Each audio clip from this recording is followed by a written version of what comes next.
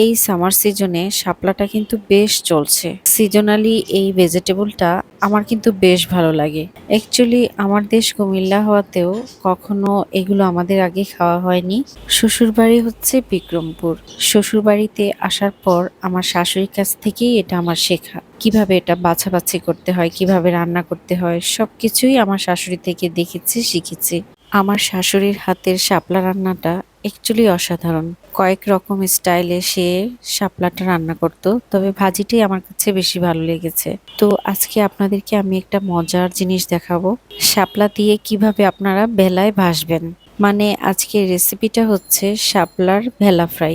খেয়েছেন কখনো? মনে তো হয় না, তবে আজকে দেখে নিন, বাসায় প্রায় ট্রাই করতে পারবেন ইনশাল্লাহ। অ্যাট ফার্স্টে শাপলাগুলোকে ভালো করে ধুয়ে নিয়েছি, তারপর এগুলোকে বেছে এই ধরনের সাইজে কেটে নিয়েছি। অ্যাকচুয়ালি এটা আপনাদের ইচ্ছা, আপনারা ছোট করেও নিতে পারেন, বড় করেও নিতে পারেন।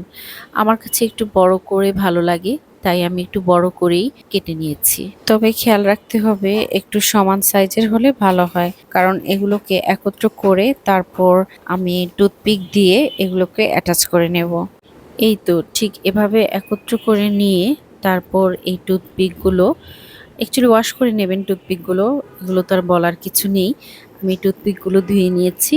তারপর যেহেতু এগুলো আমি অনেক বড় করেছি, তো আমি ৩টা বা ২টা দিলেই চলে।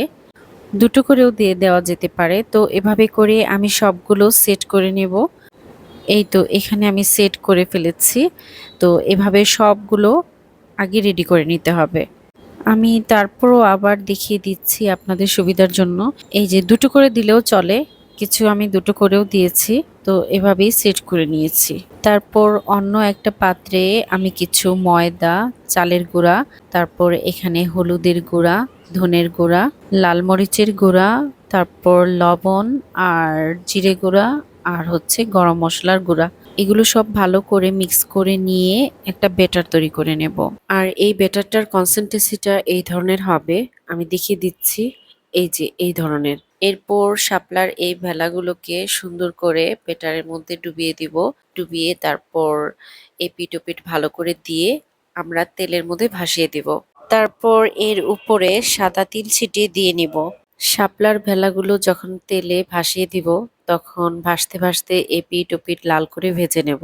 জাস্ট সিম্পল ওয়েতে এভাবে আপনারা ভেলায় ভাসতে পারেন, নিজেকেও ভাসাতে পারেন আর মজা করে এনজয় করতে পারেন।